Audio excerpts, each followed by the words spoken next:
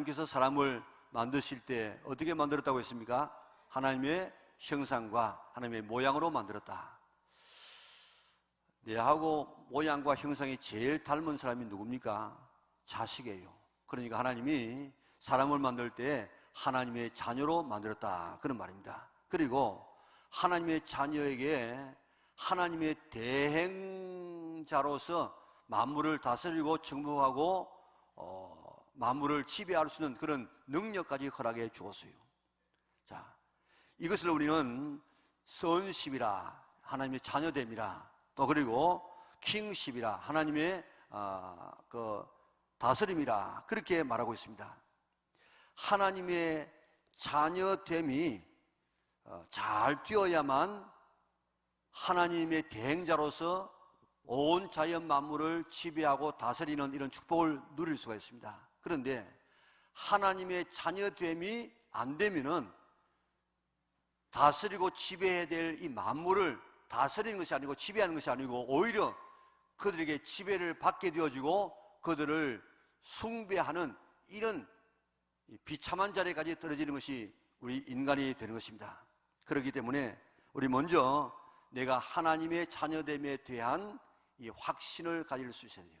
그리고 하나님의 대행자가 되어져서 만물을 다스릴 수 있는 성도들 될 수 있기를 바랍니다.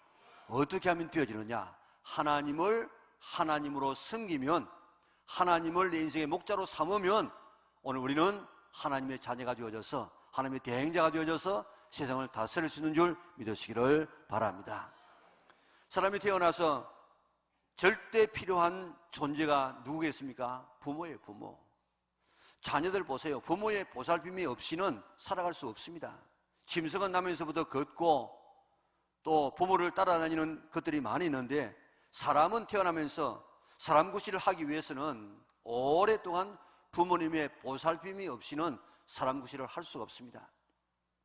하나님께서 사람을 만드실 때부터 이렇게 독립적인 존재로 만들지 아니하고 부모에게 의존적인 존재로 만들었다고요. 이것은 다른 말로 말하면 하나님이 우리 아버지이기 때문에 어린 자녀가 부모에게 의존하듯이 하나님에게 절대 의존하면서 살 수 있도록 그렇게 만들어 놓았습니다.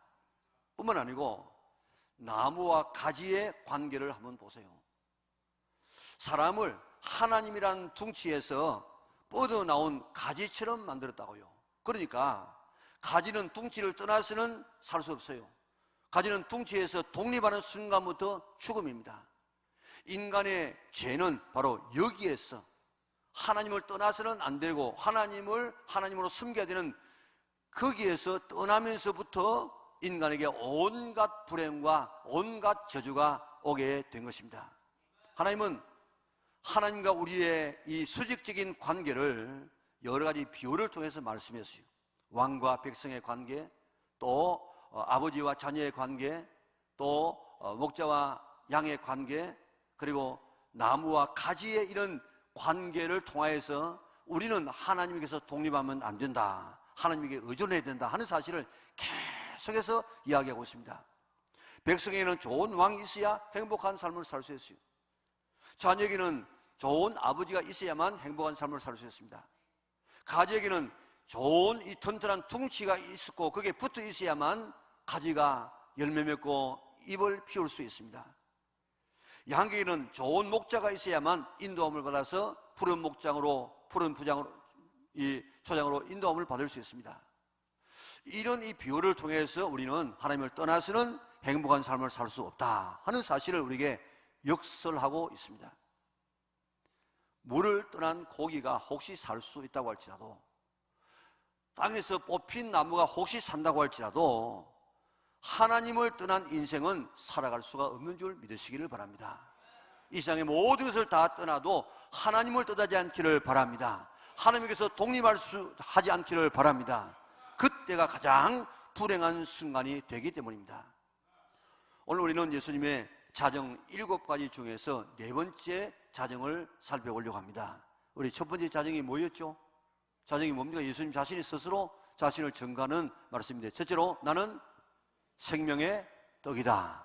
둘째는 나는 세상의 빛이다. 세 번째 나는 양의 문이다. 오늘 우리가 생각할 나는 선한 목자다. 나는 부활이요 생명이다.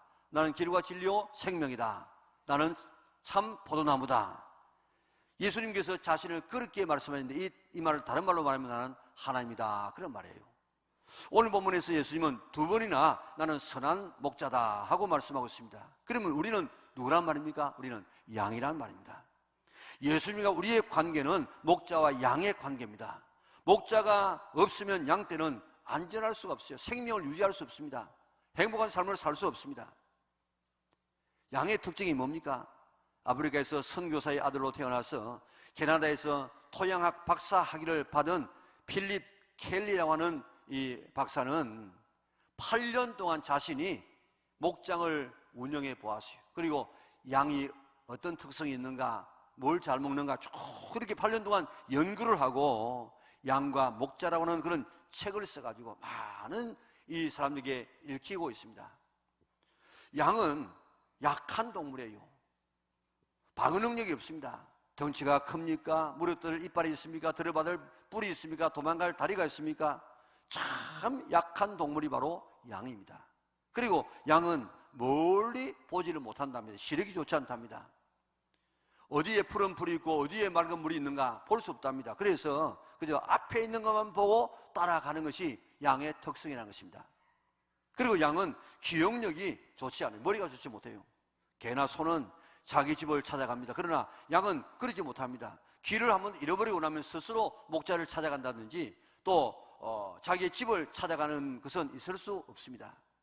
이렇게 무능력한 것이 바로 양입니다. 그래서 이사야 53장에 보면 우리는 다 양 같아서 그릇 행하여 각기 제 길로 갔거늘, 우리는 다 그릇 행하여 하나님을 떠나서 자기 길 어디입니까? 지옥 길로 갔다는 것입니다. 우리는 우주를 정복해 가는 모습을 보면 참 대단하지 않습니까? 우주가 가만히 있는 것이 아니고 별이 막 움직입니다. 지구도 마찬가지고 태양계도 마찬가지고 다 움직이는데 그 태양계 안에 있는 수억만 이 키로에 있는 이런 이 별을 향해서 쏜다고요.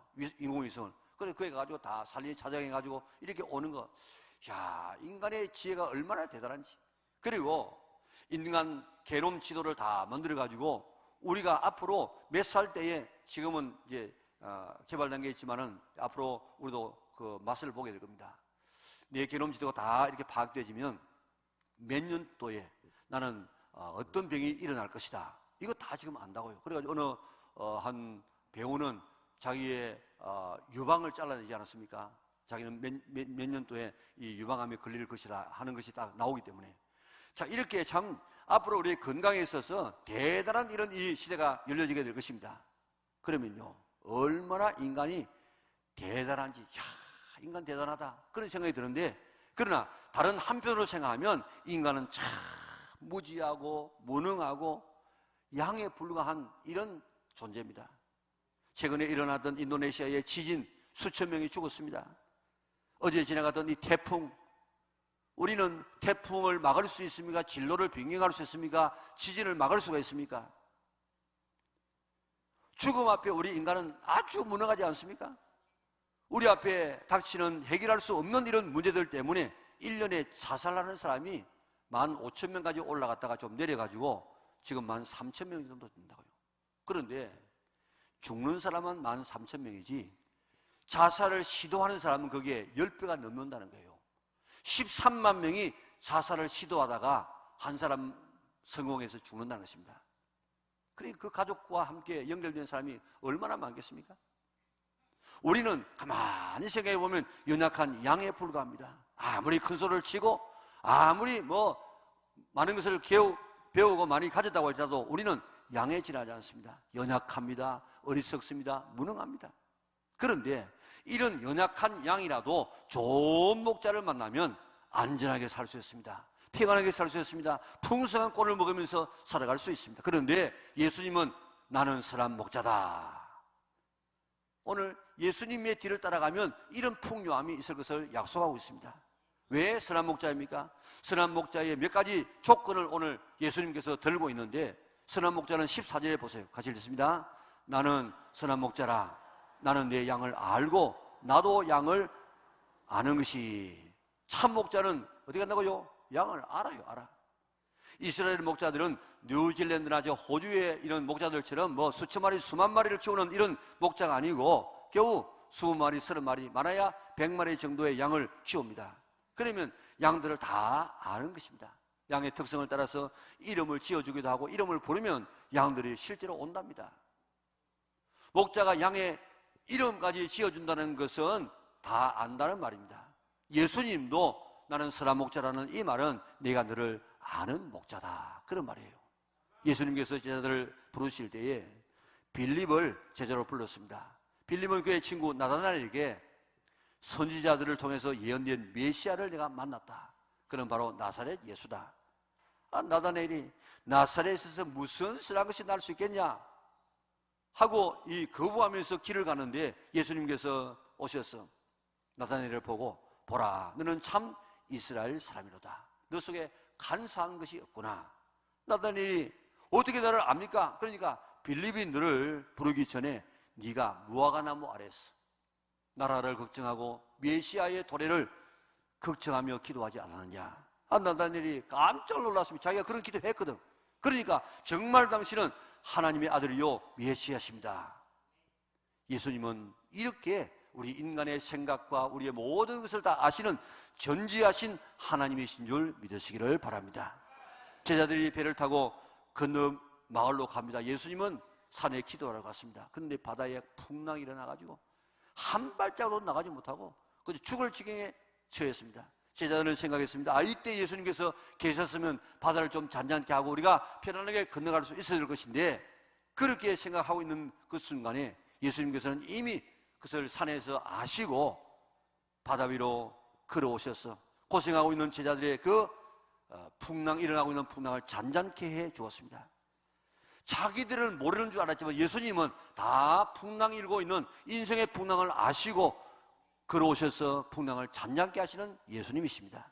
예수님은 전지하셔서 우리의 형편을 아십니다. 우리의 생각까지 아십니다. 우리의 앞날까지 아시고 우리의 목자가 되셔서 따라가게 되어지면 언제나 좋은 프로주장으로 인도하시는 주님임을 믿으시기를 바랍니다. 우리가 아는 그런 찬송 우리지 않습니까? 우리가 같이 한번 불러보겠습니다. 나를 지으신 주님 내 안에 계셔 처음부터 내 삶은 그의 손에 있었죠. 내 이름 아시죠. 내 모든 생각도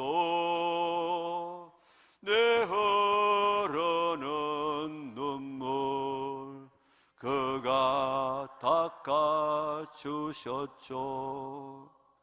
그는 내 아버지 난 그의 소유 내가 어딜 가든지 날 떠나지 않죠. 내 이름 아시죠. 내 모든 생각도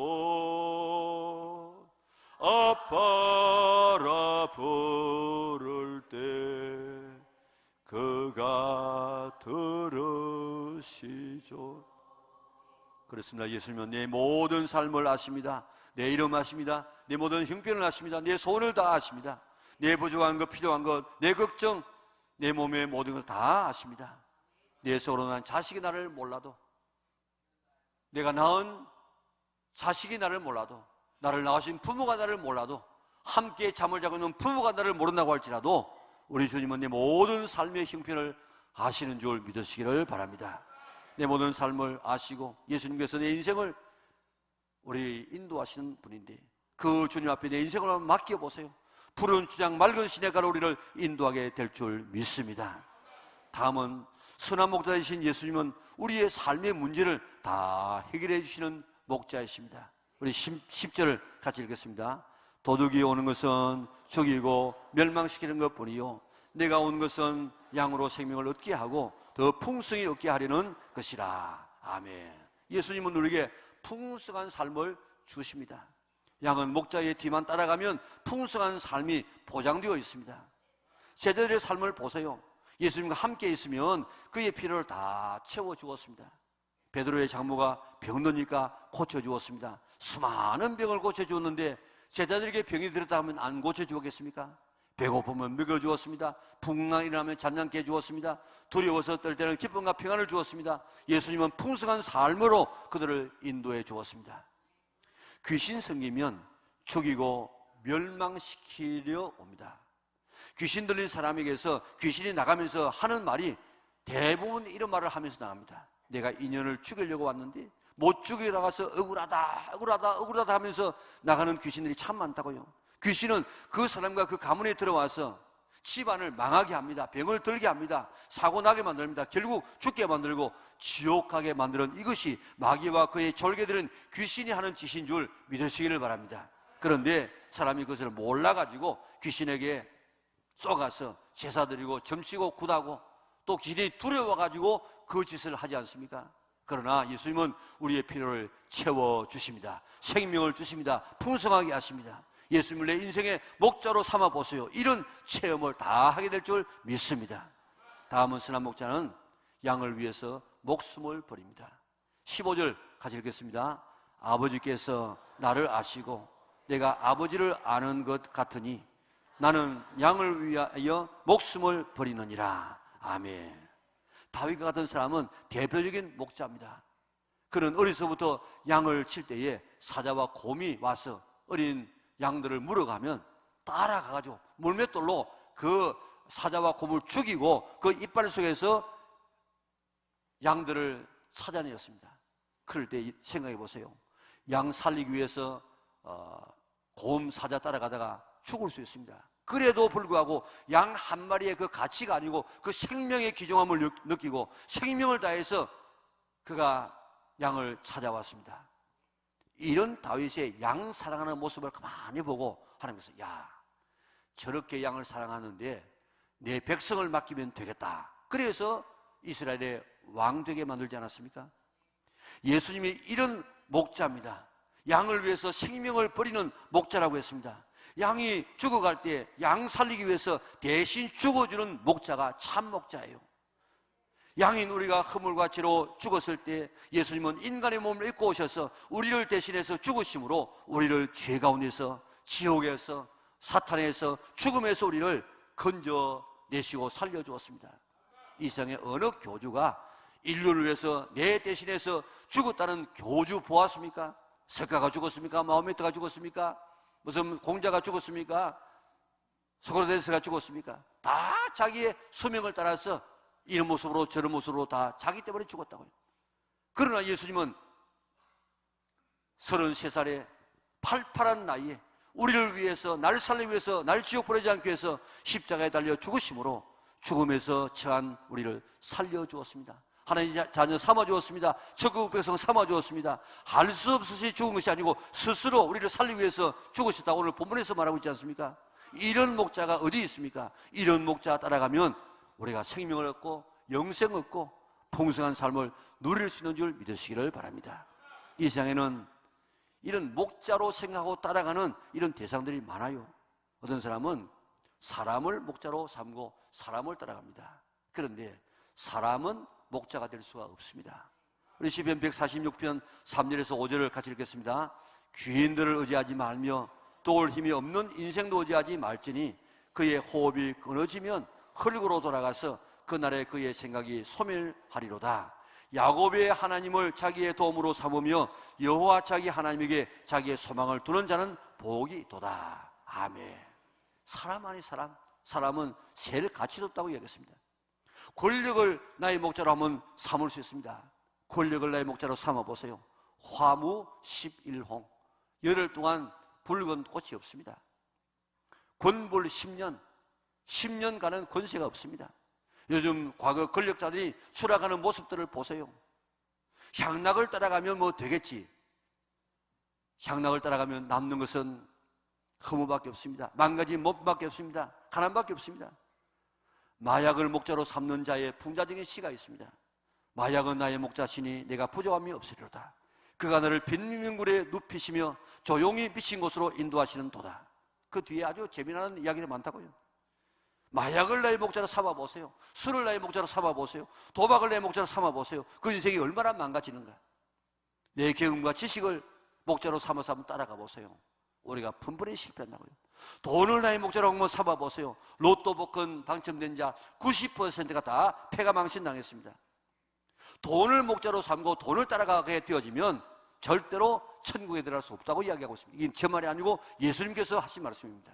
그러나 예수님을 나의 목자로 삼고 살아보세요. 인생이 환하게 열리는 줄 믿으시기를 바랍니다. 여호와를, 예수님을 나의 목자로 삼아보세요. 부정함이 없는 푸른 초장 맑은 시내로 인도받게 될 줄 믿습니다. 하나님께서는 본래 인간을 만드실 때 하나님을 섬기며 하나님과 함께 살도록 만들지 않았습니까?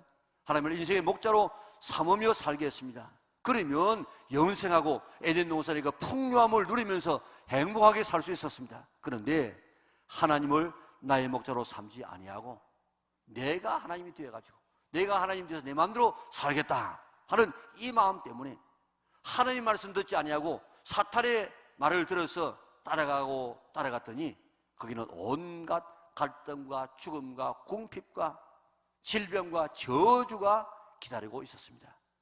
하나님께서 예수님을 이 땅에 보내신 목적은 다시 예수님을 인생의 목자로 삼아서 에덴 동산에서 잃어버렸던 그 모든 삶을 회복하라는 것입니다. 이스라엘 백성을 왜 애굽에서 인도해 내신 줄 아십니까? 너의 하나님 되려고. 왜 예수님께서 십자가에서 돌아가신 줄 아십니까? 나의 하나님 되시려고, 하나님 되시려고. 내가 나의 주가 되시려고 예수님께서 십자가에서 달려 돌아가셨습니다. 예수님을 나의 목자로 삼아보세요. 지금 나는 무엇을 나의 목자로 삼고 있습니까? 무엇이 나를 지금 움직여 가고 있습니까? 무엇이 나를 가장 잘 움직이고 있습니까? 나를 움직이게 하는 그것이 바로 나의 목자인 줄 믿으시기를 바랍니다. 돈이 나를 움직이면 돈이 나의 목자예요. 예수님이 나를 움직이면 예수님이 나의 목자예요. 신앙생활은 주인 바꾸요, 주인. 지금까지는 내가 주인 되어지고 돈이 주인 되어지고 세상이 주인 되어졌지만은 이제는 그 주인을 끌어내리고 예수님을 내 인생의 주인으로 모시는 이게 바로 신앙생활인 줄 믿으시기를 바랍니다. 내 지식과 경험 목자로 삼지 말고, 내 어떤 사람이나 권력 목자로 삼지 말고, 향락이나 취미 목자로 삼지 말고 여호와를 나의 목자로 삼으시기를 바랍니다. 예수님을 나의 목자로 삼으시기를 바랍니다. 거기에 온갖 풍성함과 평안과 행복이 넘치게 되는 줄 믿으시기를 바랍니다. 미국 텍사스 휴스톤에서 사역하는 찰스 알렌이라는 유명한 목사님이 계시는데 어느 날 자가용 비행기를 타고 한 젊은 사장이 상담을 하러 왔어요. 그래, 자가용 비행기를 타고 왔으니까 얼마나 대단한 그런 이 사람이겠습니까? 사장이 되려고 하면 부사장, 전무 이렇게 거쳐가지고 사장이 되는데 이 사람은 바로 평사원으로 있다가 그의 능력이 인정받아서 사장으로 바로 임명되어졌어요. 사장으로 일해보니까 사원하고 전혀 달라. 예전에는 자기 일만 하면 되는데 이거는 수천 명의 이런 사원을 다 먹여 살려야 되죠. 회사를 자꾸 이렇게 브랜드 가치를 높여야 되죠. 그렇게 하려고 하니까 불면증이 걸렸습니다. 식욕이 떨어졌습니다. 몸이 약해집니다. 의욕이 없습니다. 두려워서 손까지 떨립니다. 유명한 의사를 찾아보았지만은 신경성이 나오는 그 진단 외에 별다른 병명이 나오지 않습니다. 그래서 이제 유명하다고는 이 알렌 목사님을 상담하기 위해서 찾아왔습니다. 이야기를 쭉 들으던 이 알렌 목사님은 조그만 쪽지에 처방전을 하나 써주었습니다. 사장님, 여기에 도움이 되는 이 처방이 있는데 꼭 그대로 하시기 바랍니다. 여기에 성경구절 시편 23편을 하루에 5번씩 읽으세요. 읽어나가면서 꼭 일어날 때 한 번 읽고, 아침밥 먹고 한 번 읽고, 점심 먹고 한 번 읽고, 저녁 먹고 한 번 읽고, 주무실 때 한 번 읽으라고. 잘 아는 말씀이기 때문에 빨리 읽을 수 있는데 그렇게 하면 약효가 없다고 천천히 한 자 한 자, 한 단어 한 단어, 한 구절 한 구절, 이 말씀이 나와 무슨 상관이 있는가 기도하는 마음으로 음미하면서 읽으라고 했습니다. 사장님은 바쁘시기 때문에 시간이 있을 때 5번을 한꺼번에 읽을 수도 있는데 그러면 약효가 나타나지 않는다고. 예를 들어 말하면 하루에 3번 먹어야 되는 이런 약을 우리가 처방받을 때 있는데 그 바쁘다고 해가지고 한꺼번에 3첩 한 개 먹어버리면 거의 독이 된다고. 그러니까 그러지 말고 꼭 이 시간 따라서 5번을 나누어서 이렇게 읽으라고 이야기했습니다. 사장이 가만히 생각하니까 이게 무슨 처방인지, 이 사람이 정말 나를 멸시하구나 하면서 불쾌감을 느끼며 돌아왔습니다.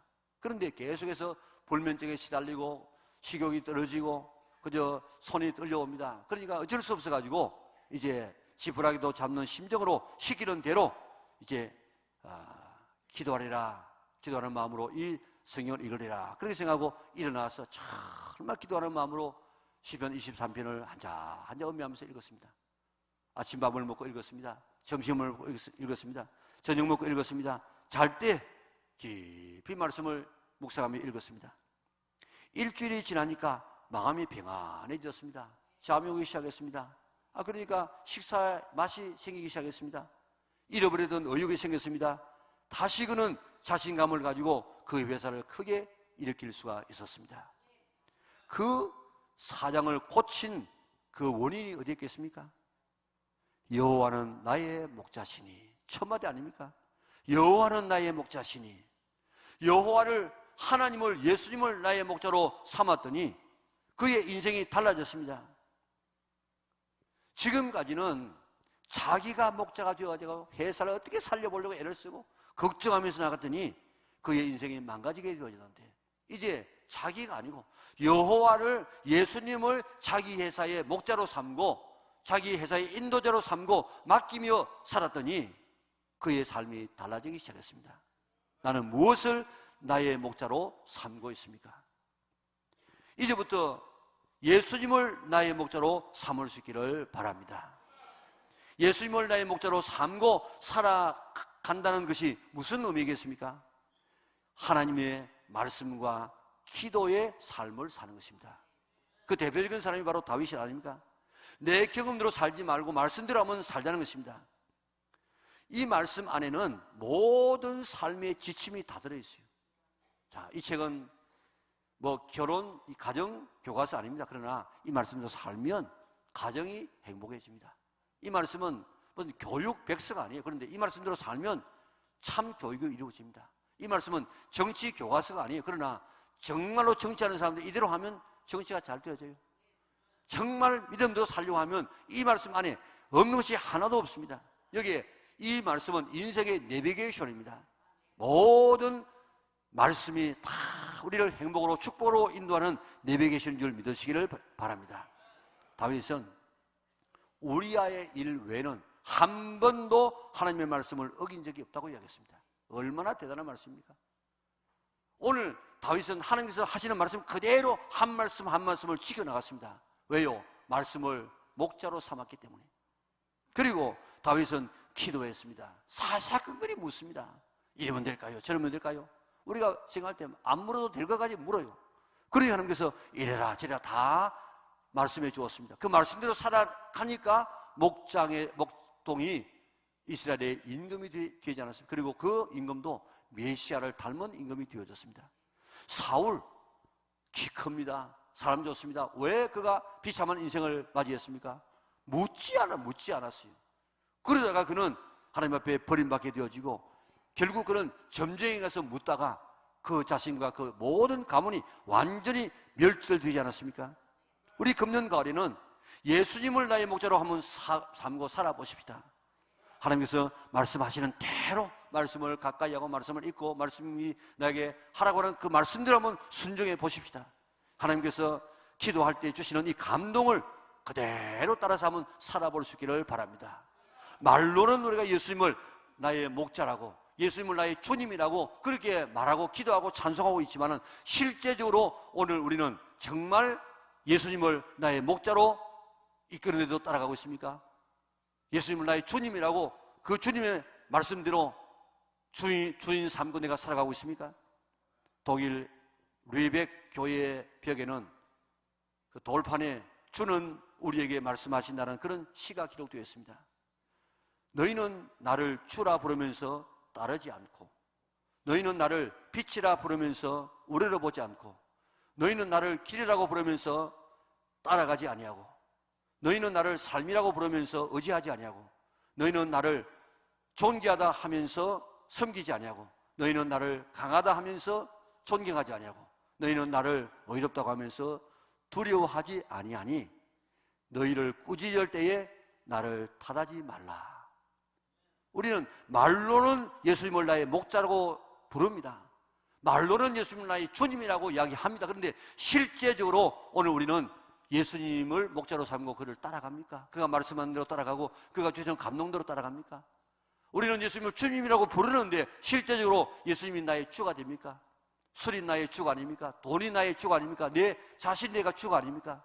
오늘 시간 나는 선한 목자라 하시는 주님의 말씀 우리가 깨닫고 예수님을 나의 목자로 삼고 나의 주님으로 삼아서 그 말씀대로 살아서 오늘 그 목자를 따라가는 자에게 주시는 이런 영육간의 축복을 받아 누리는 우리 영락의 온 성도들 될 수 있기를 주님의 이름으로 축원합니다. 내가 너에게 전한 것은 주께 받은 것이니 곧 주 예수께서 잡히시던 밤에 떡을 가지사 축사하시고 떼어 이르시되 이것은 너희를 위하는 내 몸이니 이것을 행하여 나를 기념하라 하시고 19회 또한 그와 같이 잔을 가지시고 이르시되 이 잔은 내 피로 세운 새 언약이니 이것을 행하여 마실 때마다 나를 기념하라 하셨으니 너희가 이 떡을 먹으며 이 잔을 마실 때마다 주의 죽으심을 그가 오실 때까지 전하는 것이니라. 그러므로 누구든지 주의 떡이나 잔을 합당하지 않게 먹고 마시는 자는 주의 몸과 피에 대하여 죄를 짓는 것이니라. 사람이 자기를 살피고 그 후에야 이 떡을 먹고 이 잔을 마실지니 주의 몸을 분별하지 못하고 먹고 마시는 자는 자기의 죄를 먹고 마시는 것이니라. 아멘. 예수님께서 십자가 지시기 바로 전날 밤에 제자를 불러 모으시고 떡을 가지시고 이것은 너희를 위하는 내 몸이다. 이것을 행하여 나를 기념하라. 잔을 주시면서 이 잔은 너희를 위한 내 피인데 이것을 마실 때마다 나를 기념하라고 이야기했습니다. 무엇을 기념하라는 것입니까? 내가 너희의 죄 때문에 대신 이렇게 죽어서 살찌고 피 흘렸다는 사실을 기억하고 기념하라고 이야기했습니다. 그리고 내가 올 때까지 전하라고 이야기했습니다. 오늘 우리는 기억해야 됩니다. 이 떡과 잔을 받을 때마다 주님께서 나를 위해서 이렇게 죽으셨구나 하는 사실을 깊이 깨닫고 그 주님의 은혜 때문에 내가 살아 사람의 자녀가 되었고 오늘 그 주님께서 이 시간 내 속에 들어가서 나와 하나가 되는구나, 나도 주님을 위해서 이 몸을 드려야 되겠구나 하는 이런 결단이 오늘 이 성찬식을 통해서 이루어질 수 있기를 바랍니다. 사랑하신 아버지 하나님 감사합니다. 허물과 죄로 죽은 우리 살리기 위하여 주님께서 십자가에서 죽으심으로 우리의 죄를 사하시고 영생의 길을 열어주시는데 오늘 이 떡과 잔을 들 때마다 주님께서 내 죄 때문에 나를 살리기 위해서 이렇게 살 찢어 주시고 피를 흘려주시구나 하는 사실을 확실히 믿어서 다 하나님의 자녀가 되게 하시고 하나님의 자녀의 권세를 가지고 세상을 다스리며 승리하고 목자 되신 주님을 따라가는 우리 영락의 온 식구들 되게 축복하여 주시옵소서. 예수님의 그러하신 이름으로 기도드리옵나이다. 아멘. 이 시간